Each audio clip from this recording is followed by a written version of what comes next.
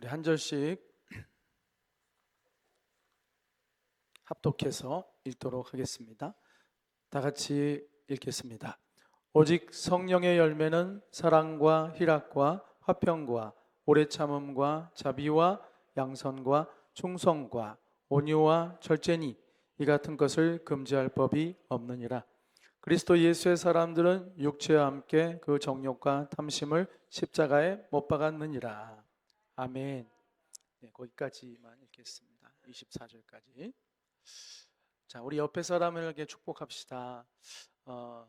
당신은 성령의 사람이십니까? 그렇지 않다면 이 시간을 통하여 성령의 사람으로 거듭나시기를 축복합니다. 이렇게 한번 인사하실까요?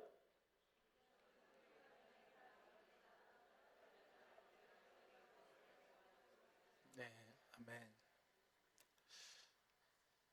쑥스러워하지 마십시오. 여러분이 할 수 있는 가장 잘하는 일 중에 하나를 하고 계시는 겁니다. 그렇죠? 우리가 수많은 말들을 쏟아내며 살고 있지만 누군가에게 선한 축복을 줄 수 있는 말들은 생각보다 많지 않습니다. 이렇게 하나님의 말씀으로 축복해 주는 것이 얼마나 큰 일인지 모르겠습니다. 귀한 일입니다. 오늘은 성령의 열매라는 제목으로 지금 성령 강림 절기 이후에 성령의 시즌을 함께 보내고 있습니다. 우리 모두가 이 성령의 시즌에 함께 있기를 원합니다.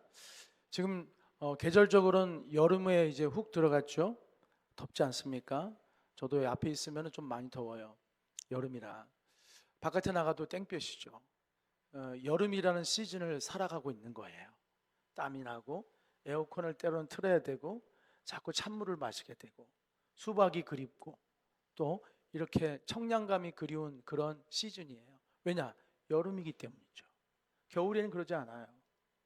그러면 성령의 시즌에게도 틀림없이 성령의 시즌을 살아가는 사람들에게 삶의 현상이 일어나겠죠.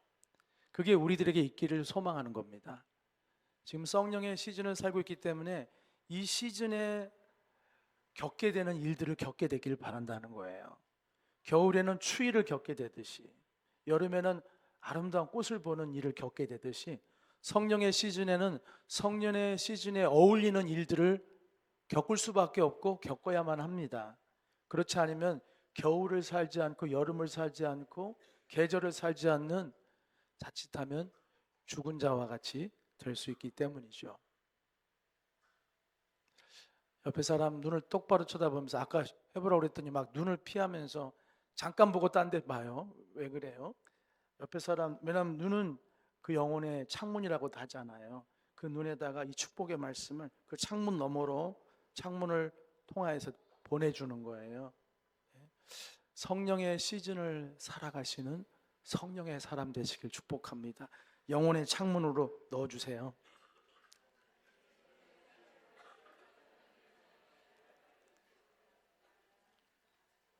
예, 지금 창문에 샷다를 내리는 사람들이 있어요. 샷다 내리지 말고 활짝 열고 여러분 받아들이세요. 성경을 보면 여러분 초인의 이야기가 나오죠. 초인, 인간을 뛰어넘는 엄청난 능력을 발휘했던 사람. 저는 그 중에 가장 대표적인 사람이 삼손이라고 생각합니다. 물론 엘리야도 있고 많은 기적을 이뤄냈던 사람들이 있지만 바울도 있고, 그러나 우리가 흔히 TV나 영화에서 보는 슈퍼 히어로적인 어떤 모습을 보인 사람은 단연코 삼손이죠. 물론 사사시대에 또 다른 엄청난 괴력을 가졌던 인물들이 사사들이 있었지만 독보적으로 단연 독보적으로 가장 초인적인 힘을 가졌던 사람은 삼손입니다. 삼손이 남긴 업적이 대단하죠. 그가 살았던 삶이 파란만장합니다.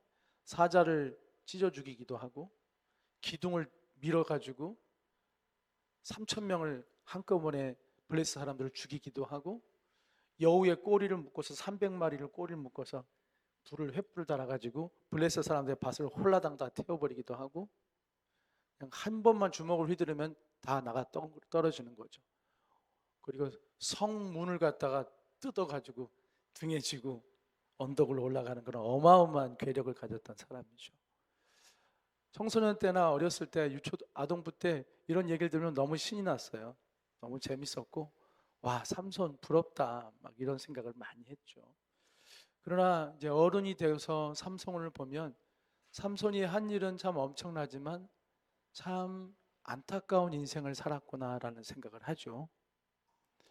왜냐하면 삼손이 한 일은 삼손이란 사람을 말해주지는 않아요. 삼손이 해낸 엄청난 일은 하나님이 그에게 주신 기프트예요. 능력이자 은사라고 하죠. 하나님의 일을 하려고 은사를 주세요. 여기 우리 성도들에게도 기프트가 있는 사람들이 있어요. 어떤 사람들은 남다른 뭐라 그럴까요? 이 교회를 돌보는 마음이 남다른 사람이 있어요. 다른 사람 눈에는 보이지도 않는데 그 사람 눈에는 보여서 꾸준하게 돌보고 하는 모습을 보면 저건 하나님 주신 이 교회를 잘 돌보라고 하나님이 그 사람에게 그 재능, 은사를 주셨구나 싶어요. 어떤 사람은 또 물질에, 여러분 돈 아깝지 않은 사람이 어디 있어요? 제가 보기에 한 10에 2조, 3조, 4조 그 이상을 하는 것 같아요. 예. 그 물질을 하나님 앞에 드릴 수 있는 이 교회의 재정적인 부분에 힘이 되고자 하는 그 마음을 주셔서 다른 사람은 상상할 수도 없을 만큼 물질을 헌신하는 그런 재능, 그런 은사가 있는 분도 계시죠. 또 전도에 대한 은사가 있어 타오르는 사람이 있어요. 자꾸 전도하고 싶은 막 열망이 이 속에 차 있어서 그게 느껴지는 사람 있어요. 기회만 되면 나가려고 하는 사람.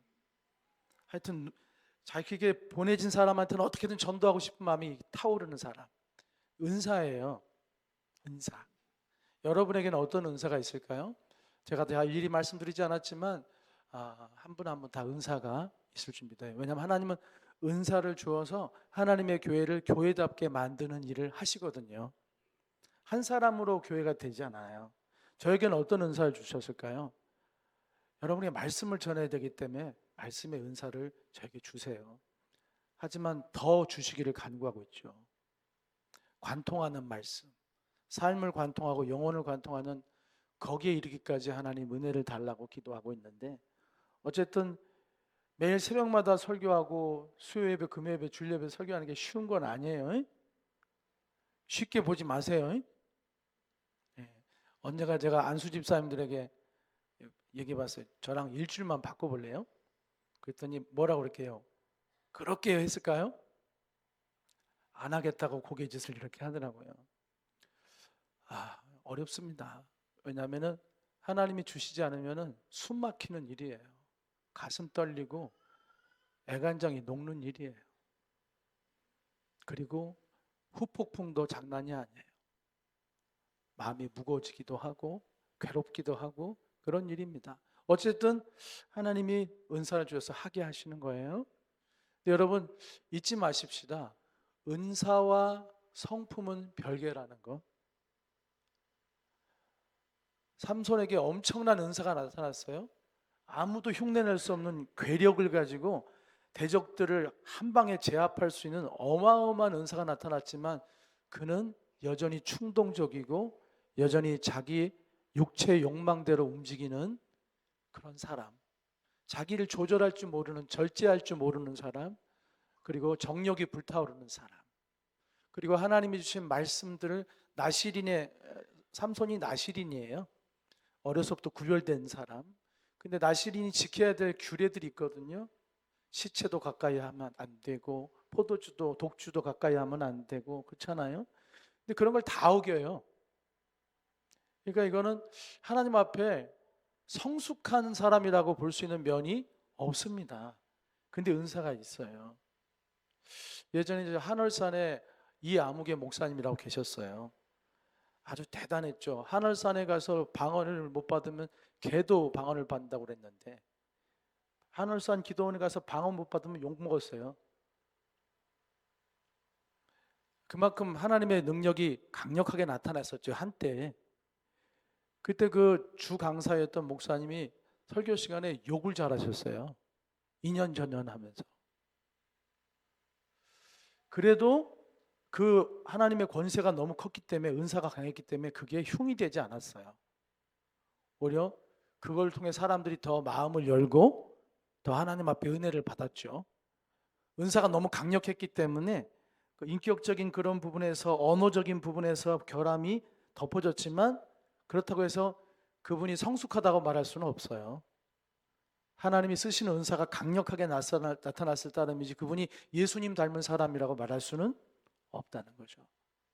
우리들도 마찬가지예요. 노래를 잘할 수 있습니다. 그렇다고 여러분이 예수님을 닮았다고 말할 수는 없어요. 헌금을 많이 할 수 있습니다. 여러분의 성품이 예수님 닮았다고 말할 수 없어요. 봉사를 잘하고 일을 똑소리 나게 잘할 수 있어요. 애들 잘 가르칠 수 있어요. 그렇다고 여러분이 성품이 예수님을 닮았다고 말할 수는 없어요. 은사는 주시는 것이지만 성품은 열매를 맺는 거예요. 은사는 그냥 주신다니까요. 어떨 때는 생각지도 않았을 때 주실 때도 있어요. 어떨 때는 죽도록 사모해서 받는 은사도 있지만 어떨 때는 그냥 주어지는 게 있어요. 삼손이 뭐 죽도록 사모했나요? 하나님은 그냥 택하셔서 부어주신 거잖아요. 그렇죠? 그 은사 있다고 자랑할 것도 없어요. 은사는 전적으로 기프트예요. 선물이에요. 하나님이 주신 거예요. 내게 아니란 말이에요. 주셨다고요. 근데 성품은 달라요. 성품은 생명이 있는 것에만 성품이라고 말할 수 있어요. 생명이 없는 것에게 성품을 말하지 않습니다.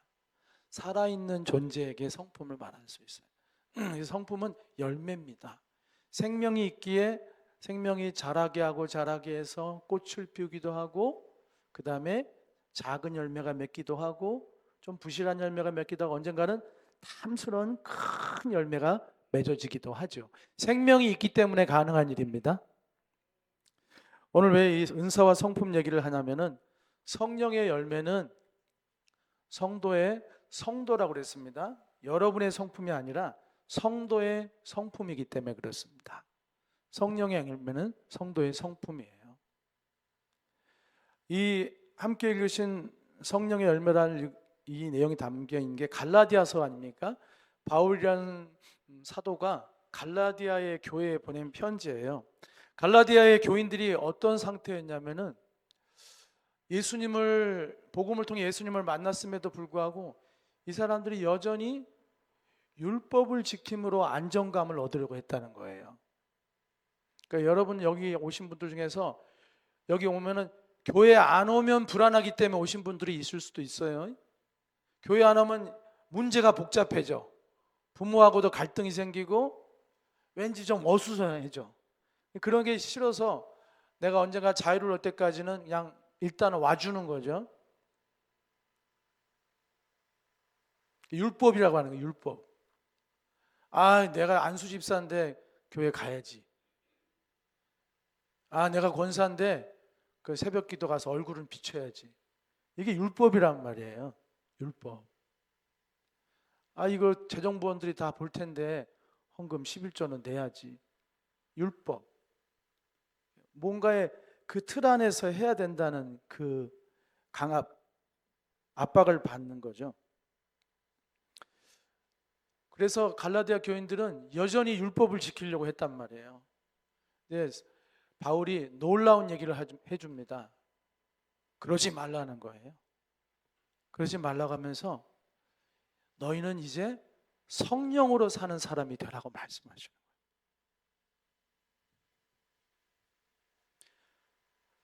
5장 18절을 보면 이런 말씀이 나와요. 너희가 만일 성령의 인도하시는 바가 되면 율법 아래 있지 아니하리라 그랬습니다. 성령의 인도하시는 바가 되면 율법 아래 있지 않게 될 것이다. 이 말의 의미는 뭐냐면은 성령의 인도함을 따른다면 굳이 너를 율법으로 통제할 필요가 없는 사람이 될 것이다라는 거죠. 여러분 율법이 왜 생겼습니까? 하나님의 백성이라고 부름을 받았는데 여전히 죄의 속성이 가득한 이스라엘 사람들에게 죄를 지을 수밖에 없는 자들에게 그 죄를 다스리도록 통제하기 위해서 주어진 게 율법이에요. 살인하지 말라. 하나님의 백성으로 부름 받았지만 근데 그들도 살인할 수 있는 개연성을 갖고 있었기 때문에 그렇죠? 부름을 받았지만 예수님과 하나님이 된 건 아니거든요. 그렇죠? 그러니까 율법을 통해 통제하시는 거예요. 살인하지 마, 거짓 증거하지 마, 이웃의 것을 탐내지 마, 우상 숭배하지 마. 통제하시는 거예요. 율법을 통해서. 마치 교도소에는 교도소 수칙이 필요해요. 왜냐하면 그 죄인들을 다스리는 데 필요하기 때문에 그렇습니다. 우리 인생들도 성령이 오시기 전에는 하나님께 부름을 받았지만 얼마든지 자빠질 수 있어요. 얼마든지 실족할 수 있다는 거죠. 그래서 율법을 주신 거예요. 율법으로 통제하시는 거죠. 그런데 성령이 오시고 나서는 하나님께서 보내주신 성령이, 예수님이 약속하신 성령이 오고 나서는 통제가 할 필요가 없는 존재들이 된다는 것입니다. 그리고 갈라디아 교인들은 성령에 의해서 통제받지 않아도 되는데 왜 자꾸 통제 아래서 살려고 하는 것이죠. 통제는 죄로 죽은 자들을 죄로부터 지켜내기 위해서 울타리를 쳐주는 것이고, 거기에 심판자를 두시는 것이고 안내자를 두는 거예요. 그런데 성령이 임했다는 건 뭐냐면은 더 이상 죽은 자가 아니라 산 자가 되는 거예요. 성령은 생명의 영이기 때문에 성령이 오면은 새로운 생명이 부어지는 거예요. 할렐루야. 새로운 생명이 부어지면 그 생명이 있기 때문에 자라게 하고 열매를 맺게 한다는 것입니다. 그런데 성령은 통제하지 않았음에도 불구하고 성령이라는 생명이 들어오면 그 생명 때문에 자람이 있게 되고 이파리가 나오고 꽃이 피고 열매를 맺게 되는데, 그 결과를 봤더니 통제함으로써도 이룰 수 없었던 엄청난 열매들이 맺어지더라는 거예요. 교회를 저도 어렸을 때 저희 어머니가 제가 교회 안 가면 혼냈어요. 그러니까 어머니가 무서워서 교회를 갔단 말이에요. 아주 호랑이 권사님이셨어요. 막 술 취한 사람 오면은 저희 어머니가 이렇게 상대하고 그랬거든요. 보통 분이 아니셨어요. 그 어머니가 교회 안 간다고 얼마나 야단을 무섭게 했겠어요. 그러니까 머리가 크기 전에는 겁나서라도 교회를 갔단 말이에요. 그렇게 해서 제가 신앙생활을 했겠죠. 쓰레빠 신고 다니면서 교회를 다녔단 말이에요. 그러니까 뒤에 가서 자고 말이에요. 저렇게 고개 숙이고 있는 사람들 다 이해가 돼요. 성령의 인도함을 받지 못하기 때문에 그냥 저러고 있는 거예요. 그냥 율법에 의해서 앉아 있는 거죠. 무서워서. 그러고 있는 거예요. 근데 성령을 받고 나면, 제가 율법의 통제 아래서 예배자의 자리를 지켰잖아요. 그렇죠? 왜냐하면 어머니는 세상에 가지 말라고. 너는 교인이야. 우리 집은 교인 집안이야. 그러니까 너는 주일날 교회 가야 돼. 그게 율법이었던 거예요. 그래서 여기 왔단 말이에요. 근데 그 율법으로는 너는 교인인 자식이니까 교회 가야 돼. 너는 권사의 아들이야. 교회 가. 주일날 가란 말이야. 왜 안 갔어 이 새끼야? 이게 되는 거예요. 그럼 가야 되는 거예요. 근데 그렇게 해서 율법으로 통제를 했지만 그걸로 결코 맺어낼 수 없는 열매가 있었죠. 그건 진정한 예배라는 열매죠. 하나님과의 만남이라는 열매, 은혜라는 걸 받지 못하겠어요. 근데 이제 철이 들고 성령을 받았어요. 할렐루야. 성령을 받고 나니 율법이 통제하지 않아도 성령이 이끌어요. 성령이 사모하게 하고 성령이 기대하게 하고 성령이 가게 하죠. 근데 율법을 1000번 강하게 해서도 맺을 수 없는 열매가 성령에 의해서는 맺어지더라는 거예요. 예배를 드리게 됐단 말이에요. 하나님의 음성을 듣게 됐단 말이에요. 더 이상 고개 숙이지 않아요. 이젠 고개를 들고 하나님의 음성을 귀 기울이는 자가 되는 거죠. 그리고 그걸로 힘을 얻어요. 왜 이렇게 됐을까요? 통제하지 않아도 통제하는 것으로 맺을 수 없는 열매가 나타났어요. 왜냐하면 생명이 있기 때문에 그래요. 성령은 생명의 영이기 때문에 성령이 있으면 열매가 나타난다고요. 율법으로는 열매를 맺을 수 없어요. 죄를 드러나게 할 뿐이라고 그랬죠. 너 하지 말아야 될 걸 했어. 주로 열매가 그거예요. 율법의 기능은 우리가 죄인됨을, 복음을 결국 나는 안 되는구나, 예수님이 필요하구나, 십자가 보혈이 필요하구나, 거기에 이르도록 율법은 내가 얼마나 부족한 사람인지, 얼마나 통제당하지 않는 사람인지, 얼마나 통제로 해결되지 않은 사람인지를 결국은 깨닫게 하는 몽학 선생, 진정한 선생이 오기까지 잠시 임시로 가르쳐주는 선생의 역할을 할 뿐인 거죠. 그러니 여기 지금 우리가 율법으로 와 있다면 우리는 아직까지도 온전한 열매를 맺을 수 있는 준비가 안 된 거예요. 갈라디아 교인들이 그랬다는 거예요. 율법으로 자꾸 가려고 한다는. 바울이 안타까워가지고 성령 얘기를 해주는 거예요. 왜 자꾸 율법으로 살려고 그래? 성도님들 왜 자꾸 율법으로 살려고 그러세요? 율법이 아니라 여러분 안에 성령의 역사를 좇아서 성령의 인도함을 따라서 성령과 함께 살아가십시오. 그러면 열매를 맺을 수 있습니다. 그 말씀을 하는 거예요.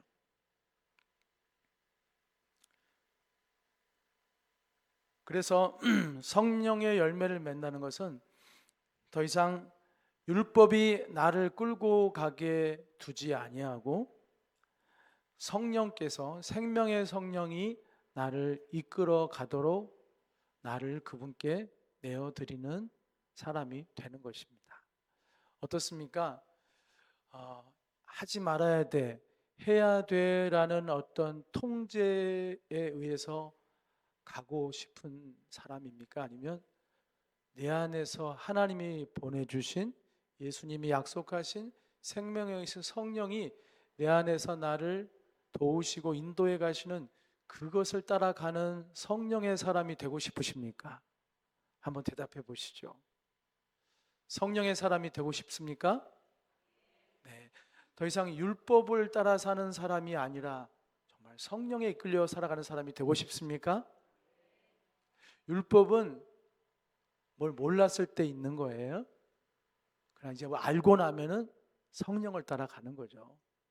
그렇죠? 아이가 뭘 모를 때는 이거 해야 돼, 저거 해야 돼 하지만 성숙해지면 그 다음서부터는 그가 행해야 할 바를 알고서 가는 거 아닙니까?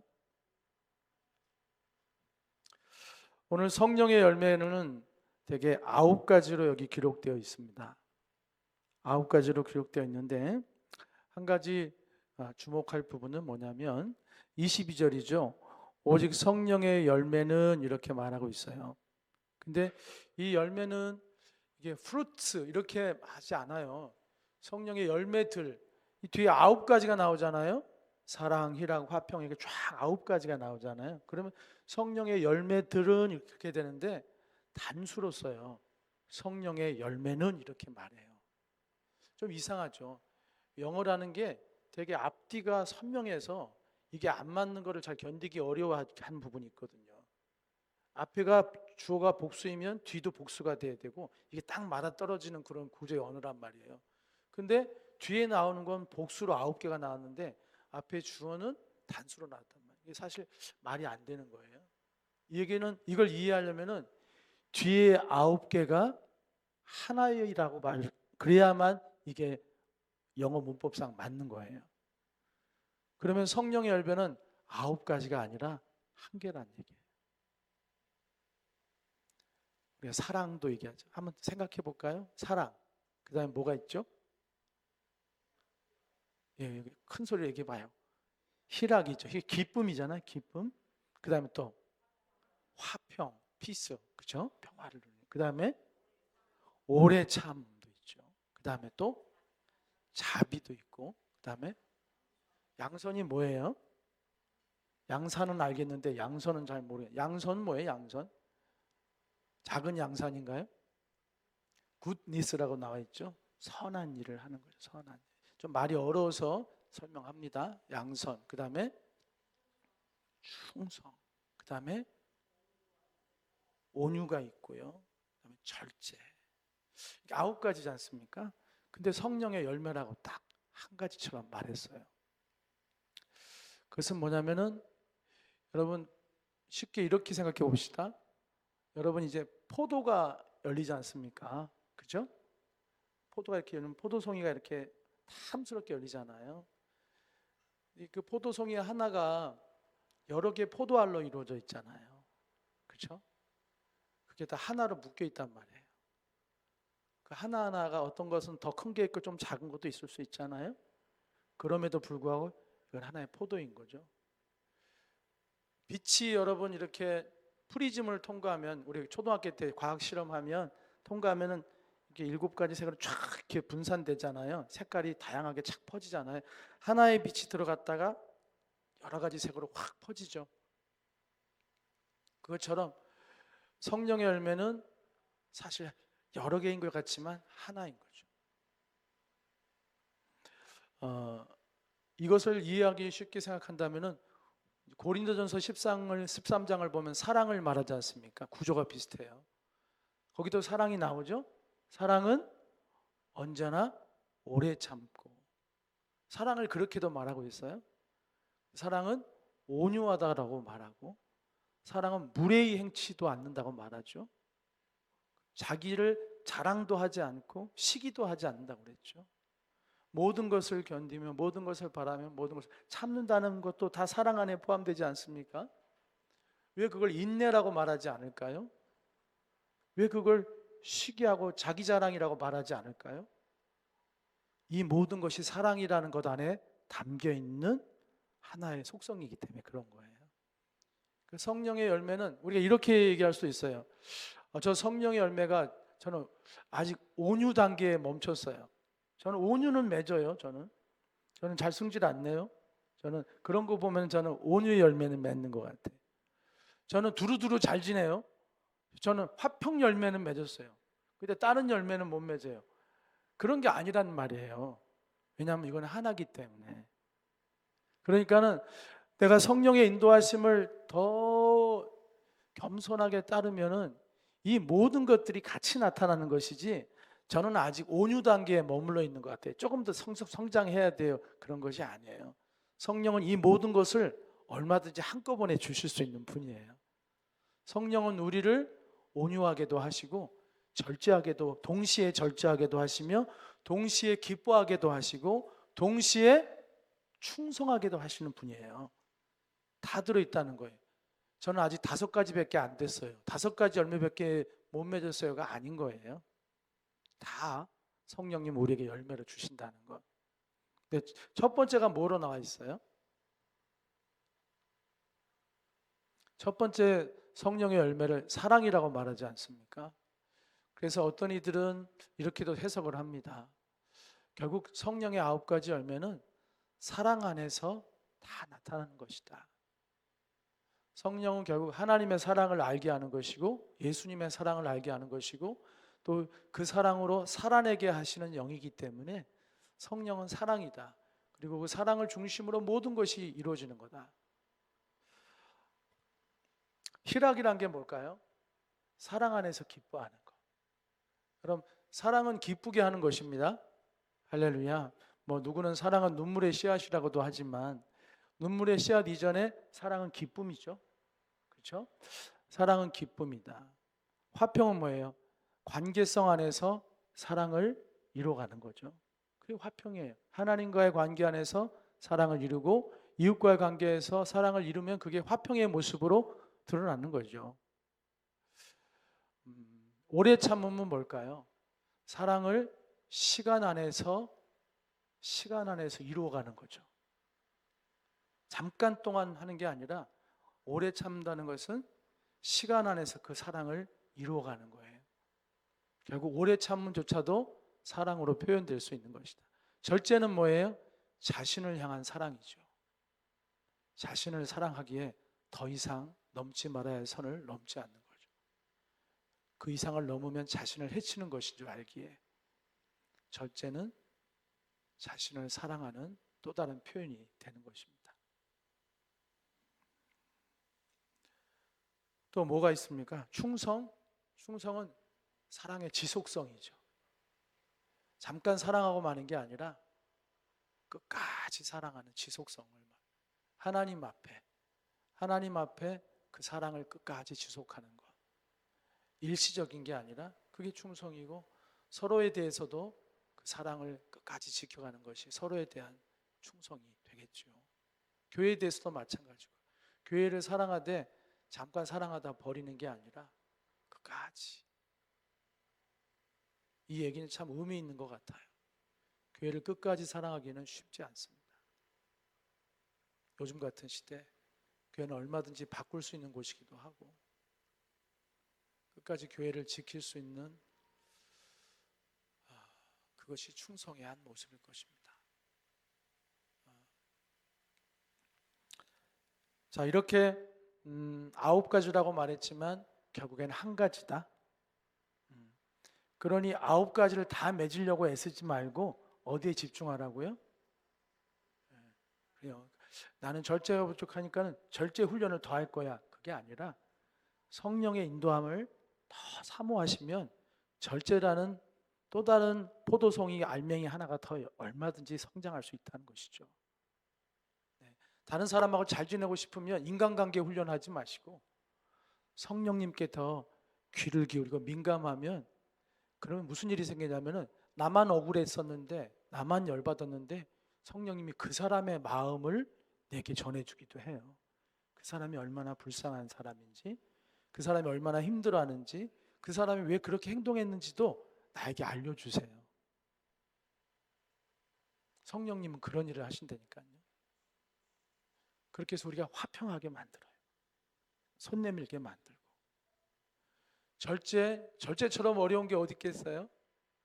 절제는 진짜 안 돼요. 그런데도 성령님께 더 의지하고 성령님이 나를 붙잡으면 내 스스로가 느껴요. 절제라는 힘이 내 안에서 이전과 다르게 더 커져가는 걸 느끼죠. 여러분, 중고등부 아이들이 수련회 갔다고 나면은 청년들도 그렇더라고요. 그렇게 잠자기 좋아하던 청년들이 수련회 가서 은혜 받고 나면 새벽 예배 나와요. 새벽 예배 드리고 싶다고. 예전에 신촌에 있을 때. 왜 그랬냐고 그랬더니 가고 싶다는 거예요. 그 잠 많은 잠보가 그거를 포기하고 예배 자리에 나오는. 그게 누가 한 거예요? 성령님이 그의 안에서 그 잠꾸러기의 마음을 그 잠을 다스리고 교회를 향하게 만드는 거죠. 여러분, 은혜 받고 나면은 욕 잘 안 하죠. 집에서 욕 잘 하시는 분들은 성령의 은사가 충만하길 축복합니다. 욕을 잘하는 사람은 아직 성령의 지배를 못 받은 사람. 성령님이 욕을 이렇게 막으시거든요. 슬퍼하셔요. 욕을 하고 나면은 내가 얼마나 지금 부끄러운 일을 했는지를 알게 하시는 거예요. 욕을 하는 것은 육체의 소욕에 잡혀 있는 거예요. 내 승질, 내 혈기, 내 고집, 내 판단, 내 기분을 못 이겨서 쏟아내는 건데 성령의 사람이 되면은 그런 것들을 성령님이 잠재우시죠. 사랑하는 여러분, 이렇게 성령의 9가지 열매는 소망스럽지 않습니까? 그렇죠? 9가지라고 말했지만 이 성령의 9가지 열매에 드러난 표현들이 너무 귀한 거예요. 다 우리께 됐으면 하는 마음이죠. 근데 이 얘기를 왜 할까요? 바울이 이 맥락에서 봅시다. 이렇게 좋은 게 있는데 자꾸 통제받으면서 그걸로 신앙생활을 하려는 게 너무 안타까운 거예요. 이러지 마. 이렇게 좋은 세상이 있어. 율법으로 너희가 통제받고 싶은 그걸로는 죽었다 깨어나도 못 이룰 열매들이 이렇게 엄청나게 맺어지는 세계가 있단 말이야. 그러니 이제부터 성령의 인도함을 받는 사람이 되라고 말하는 거죠. 지난주 성령 강림절로 우리가 성령이 오셨네를 찬양했지 않습니까? 오셔서 우리 가운데 이미 함께하고 계세요. 근데 문제는 뭐냐면 그 인도함을 받고 싶어하는 자들이 많지 않다는 것입니다. 왜냐하면 귀찮아질까 봐 원천적으로 막아버려요. 그리고 율법 안에 살기가 더 편해. 아유 복잡해 목사님. 그 성령님의 인도함 받으면 복잡해지는 거 아니에요 그거? 내가 원치도 않는 걸 막 시키는 거 아니에요? 그냥 나 그거만 할게. 예배 딱 드리고 나 헌금 딱 하고 나 요거만 딱 할게요. 그리고 난 크리스찬이에요. 이 사람이 율법의 사람인 거예요. 여기 꽤 많을 수 있죠. 그러면서 나는 그리스도인이라고 신앙생활하고 있다라고 안정감을 느끼고 있는 거예요. 거짓된 안정감에 속고 있는 거예요. 진짜 안전한 것은 성령의 인도함이 실시간으로 여러분의 삶에 진행되고 있어야 돼요. 그래야 여러분이 성령의 사람이라는 확증이 있는 거 아니에요. 성령의 기능이 뭔지 아세요? 구원을 인치심이에요. 그 사람이 진짜 구원받은 사람이라는 것을 인치는 사건이 성령의 인도함이란 말이에요. 성령의 인도함을 무시하고서 여러분의 구원이 어떻게 풍성하게 경험되기를 바랄 수 있겠어요? 바울의 안타까움이 여기에 있는 것입니다. 반대로 여기 바울은 육체에 대한 얘기를 하세요. 19절 한번 같이 보십시다. 19절 보면 육체의 일은 분명하니 곧 음행과 더러운 것과 호색과 우상숭배와 주술과 원수 맺는 것과 분쟁과 시기와 분냄과 당짓는 것과 분열함과 이단과 투기와 술 취함과 방탕함과 또 그와 같은 것들이 되게 많죠. 여기 육체의 일이라고 단수형으로 썼잖아요. 근데 이게 원문 성경을 보면 육체의 일들이라고 나와 있어요. 아까하고 반대죠. 아까는 성령의 열매를 단수로 말했지만 여기 복수의 개체가 나와서 결국은 하나라는 걸 말했다고 한다면은 이 육체의 일은 뭐냐면 여기 나와 있어요. 육체의 일들을 그렇게 말해요. 영어 성경을 보시도 아마 이렇게 나와 있어요. works. 육체의 일들은 이렇게 우리를 다양하게 우리를 흐트러뜨리고 우리를 혼란케 한다는 거예요. 마지막 부분에 분열함이라고 나오지 않습니까? 육체의 일들, 그러니까 육체의 소욕을 따라 살아가다 보면 수많은 일들이 생긴다는 거예요. 우리가 막 갈갈이 나눠지고 찢겨지고 그래요. 우리의 생각이 나눠지고 관계들이 나눠지고 우리의 신앙도 막 이렇게 혼란스러워진다는 거예요. 그래서 수많은 일어나지 말아야 될 일들이 실제로 일어나게 되는, 우상 숭배도 하게 되고 우리의 육체의 소욕을 따르면, 내 육신의 욕망을 따르면은, 근데 이건 자동이에요. 성령의 소욕을 따르지 않으면, 성령의 인도하심을 받지 않으면 우리는 자동으로 성령이 아니면 육신의 이끌음을 바라갈 수밖에 없어요. 그렇기 때문에 시기도 하고 음행하기도 하고 그리고 절제하지 못하고 그리고 우상 숭배하고 잘못된 길로 빠질 수 있다는 것입니다. 사랑하는 여러분, 결국은 육신은 우리를 분리시키고 성령은 사랑 안에서 우리를 자꾸 하나로 모으죠. 그러니까 여러분의 삶이 어수선하다, 여러분 삶이 너무나 혼란스럽다, 여러분 삶이 너무나 어지럽다 싶으면 여러분 육체의 열매들을 맺고 있는 거예요. 성령의 열매를 맺으면 질서 있게 여러분의 삶이 사로잡히게 될 줄 믿습니다. 말씀이 길어졌습니다. 말씀을 정리하도록 하겠습니다.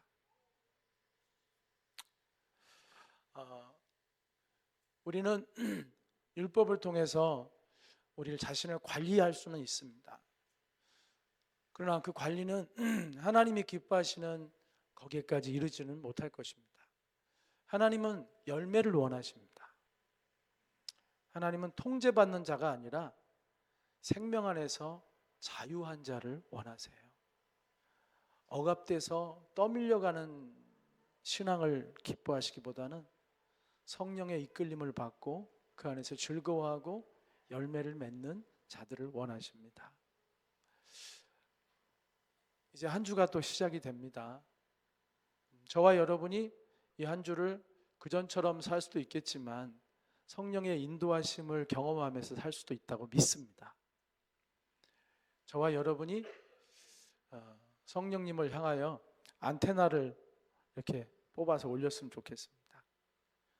왜냐하면 여러분이 구원받는 자라면 성령님은 항상 스탠바이 하고 계세요. 기다리고 계십니다. 성경을 읽을 때도 성령님, 주님의 뜻을 깨닫게 해주세요.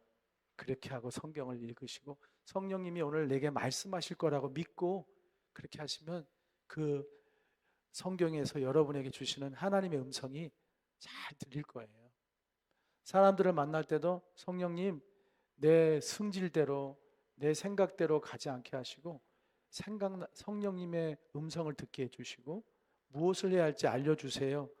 그러면 그 관계 속에서 여러분 독주하지 않고 여러분의 관계를 균형을 잡아주시는 성령님의 음성이 들릴 거예요. 그 얘기 하지 마.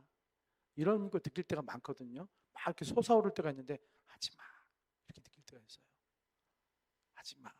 특히 뭐 험담할 때, 누구 뒷담할 때, 막 뒷담화거리가 막 이렇게 올라오는데 하지 마. 할 때가 있어요. 그리고 문득 전에 생각하지도 않았던 것들인데 그 사람이 달리 보일 때가 있어요. 믿게만 보이던 그 사람이, 남편이 막 믿게만 보일 수도 있거든요. 예? 앉아있는 것도 믿고, 밥 먹는 모습도 믿고, 텔레비전 보고 있는 것도 믿고, 말하는 것도 믿고 하는데 어느 날 그에게서 또 다른 모습을 성령님이 보게 해주실 때도 있어요. 그리고 내가 누군가를 위해서 전혀 기도하지 못했구나라는 것을 깨닫게 해주실 때도 있어요. 그러면서 기도해야겠구나. 성령님은 실제로 이렇게 역사하시거든요. 또 어떤 게 있을까요? 이러고 있는데 내가 너무나 세월을 낭비하며 살고 있구나라는 생각을 주시면서 너 복음을 위해서 살아야 되지 않냐? 너 왜 이렇게 식어져 버렸냐? 너의 삶의 복음을 왜 전하지 않고 있느냐라고 우리에게 이렇게 찔리게 말씀하실 때도 있어요. 여기 뭐 우리 선교사님들도 많잖아요. 해외 1년씩이나 갔다 오신 분들 계실 텐데 저 사람들 엄청 찔릴 거예요 지금. 그 찔림에서 벗어날 수가 없죠. 왜냐하면 거기까지 이끌어 가셨다고 한다면은 성령님이 특별한 인도함이 있는 사람들이에요. 복음을 위해서. 아무나 가는 거 아니거든요. 근데 현재의 삶이 복음 앞에 반응하지 않고 있고 복음으로 바라보지 못하고 있고 영혼들이 안 보인다면 얼마나 성령님께서 마음에 근심하시겠습니까? 어렵게 생각하지 마세요. 있는 그 자리에서 1서부터 시작하세요. 하나에서부터. 10을 하려고 욕심내지 말고 1서부터 먼저 한 영혼 한 영혼을 놓고 한 명이라도 놓고 기도하는 일부터 시작하세요.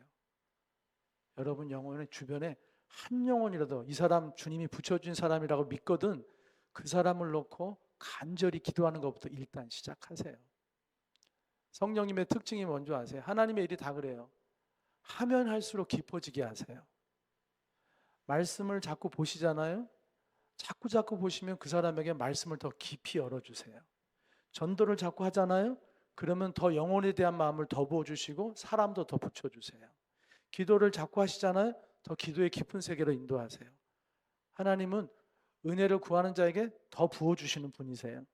그러니 속상해만 하지 말고 지금 할 수 있는 1번부터 하시라고요. 먼저 기도, 영혼을 위해 기도부터 하세요. 그러면 하나님이 그 다음에 또 보여주시고 하실 것입니다. 부디 우리에게 다가왔던 성령 강림절이 한 주간의 해프닝으로 끝나지 않고 성령의 시즌을 알리는 그런 계시음이 됐으면 좋겠습니다. 그래서 우리가 더위 속에서 땀을 흘리듯 여름을 살아내듯이 성령 강림 이후에 성령의 시즌을 살아가면서 성령의 인도함을 따라 성령의 열매를 맺으며 결국 성령이 오신 가장 궁극적인 목적인 영혼들에게 복음을 전하는 그 일들을 여러분의 현장에서 여러분의 수준에 맞게 여러분이 할 수 있는 대로 시작하시기를 주의 이름으로 부탁드립니다. 같이 한번 기도하겠습니다. 이 시간 주님 앞에 먼저 기도하겠어요. 제가 무슨 말씀을 전했는지 하나도 이해가 안 되는 사람도 있을 수 있습니다. 성령님이 뭐야 이러는 사람도 있을 텐데 이 시간 기도할 때 이렇게 기도합시다. 성령님, 저에게도 오시옵소서. 저도 성령님의 인도함 받기 원합니다. 제 삶 속에도 말씀해 주시고 제 삶 속에서도 음성을 들려주시고 인도하여 주시옵소서.